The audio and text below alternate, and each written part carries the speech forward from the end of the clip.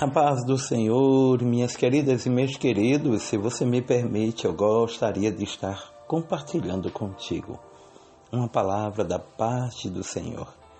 E hoje Deus bradara ao meu coração para trazer uma palavra que está escrita no livro do profeta messiânico Isaías, capítulo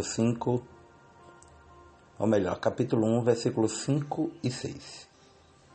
Primeiro capítulo do livro de Isaías, profeta messiânico, versos 5 e 6, que diz o seguinte: Porque seríeis ainda castigados, se mais vos rebelaríeis, toda a cabeça está enferma e todo o coração fraco.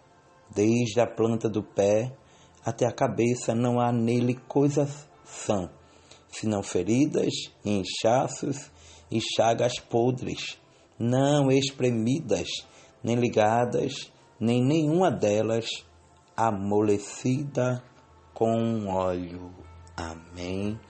Vamos orar. Pai, louvamos e engrandecemos o Teu nome, porque só Tu és digno de toda honra, toda glória, todo louvor e toda adoração. Amigo Espírito Santo, nos dará a iluminação da Tua palavra, desde agora e para todo sempre. Amém. Amados, este contexto bíblico, onde a qual fala sobre a simbologia de Israel, que neste contexto estava vivo, mas ao mesmo tempo doente. Então, o profeta messiânico Isaías, ele olha para toda uma nação e enxerga um corpo em colapso. Isaías estava sendo usado para profetizar para todo Israel, a cabeça sem força, o coração sem ritmo, a pele coberta por feridas abertas. Não eram cicatrizes, eram feridas atuais, eram inchaços pulsando, úlceras infeccionadas. Nada foi exprimido, nada foi ligado, nada recebeu óleo.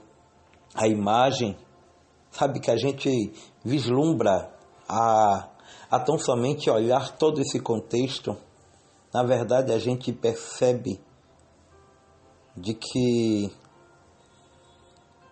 a doença não era uma doença física, era uma doença espiritual, era uma doença moral, era uma doença voluntária.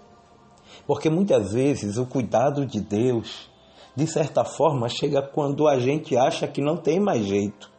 Quando a gente acha que está tudo perdido, e o cuidado de Deus para com Israel era tão grande. O cuidado de Deus para comigo e para contigo é muito grande.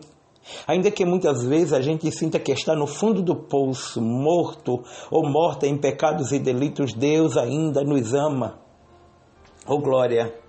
Isaías não descreve apenas um diagnóstico, ele expõe um padrão quando o pecado não é confessado.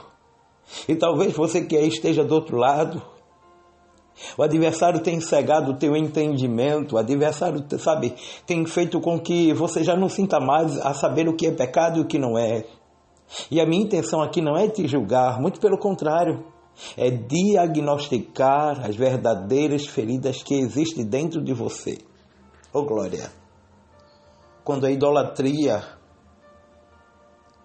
não é abandonada, quando a alma não é tratada, o corpo espiritual começa a expor aquilo que ninguém quis resolver no secreto. Você está entendendo o que eu estou falando? Às vezes a gente esconde algo por tanto tempo, carrega feridas, carrega traumas, e muitas vezes está afundando em um mundo de perdição. Sempre começa algo no invisível, mas nunca termina no invisível. Ou seja, tem horas que a gente consegue ver, sabe, com próprios olhos, uma morte espiritual de alguém. O caos interno se torna público. O que foi escondido começa a supurar. O que não foi expurgado começa a transbordar. A infecção moral ganha cheiro. E o profeta usa essa imagem extrema porque o povo já percebia a própria condição. Você sabe que já não tem mais aquela alegria, O pecado já tem destruído, sabe, todos os teus órgãos. O curioso de tudo isso é que Deus não desistiu.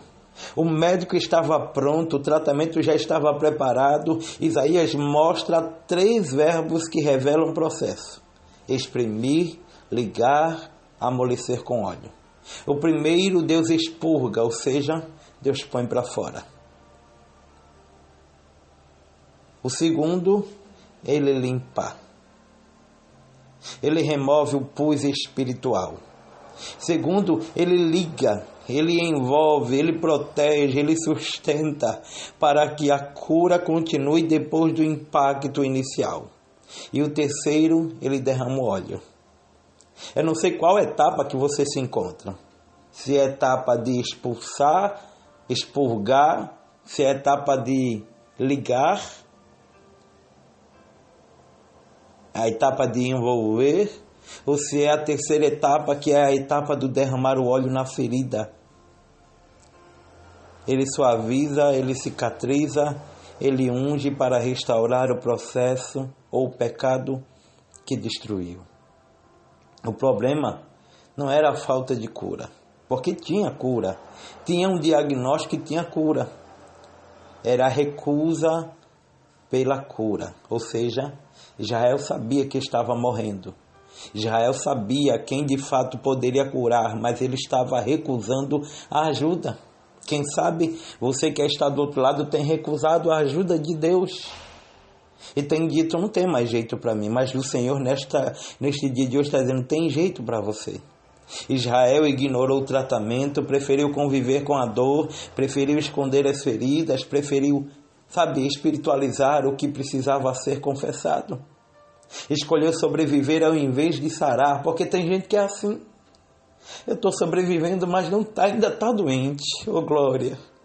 A aplicação hoje é direta.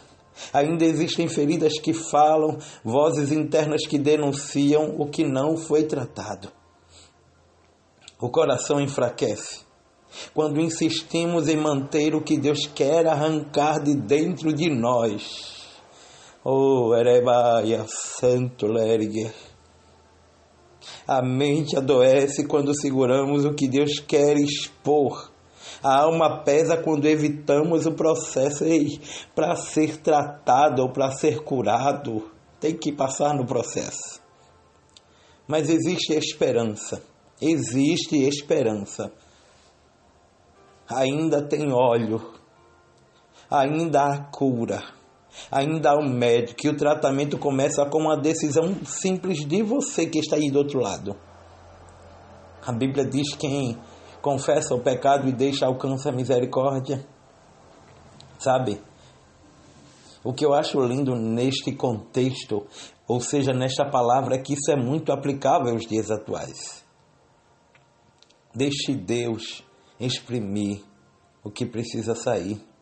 Deixa Deus ligar o que precisa ser refeito dentro de você. Quem sabe não é a comunhão. Quem sabe, não é a falta de intimidade que já não existe mais. Deixa Ele ungir o que precisa cicatrizar. Quantas feridas, quantos traumas você tem carregado. Mas termina, muitas vezes, quando alguém pergunta, dizendo que está tudo bem. E não está. Termina muitas vezes escondendo feridas, traumas, palavras que Deus conhece. Deus conhece. Deus me conhece. Deus te conhece. Deus tem um diagnóstico, tem a cura. E um conselho de um amigo: não morra. Levante-se. Deus tem vida para você. Não se entregue ao pecado. Então, o conselho que eu te dou hoje, à luz da Bíblia, reaja. Busque a Deus. Seja tratado por Ele. Se precisar se afastar de pessoas, se afaste, mas não se afaste dEle. Se precisar colocar algo para fora, coloque, mas não deixe a presença dEle. Deixa Ele tratar com a tua alma, por dentro e por fora. Quando Ele trata por dentro, alguém vê a mudança fora. Mas não esconda feridas, traumas, pecados, porque certamente você morrerá espiritualmente. E isso não é o que Deus quer. Não é o que Deus imagina para mim e para você. Tá certo? Que Deus te abençoe. Que o Senhor faça resplandecer sobre ti o rosto e te dê a paz. Deixa eu estar mandando parabéns para os aniversariantes de hoje.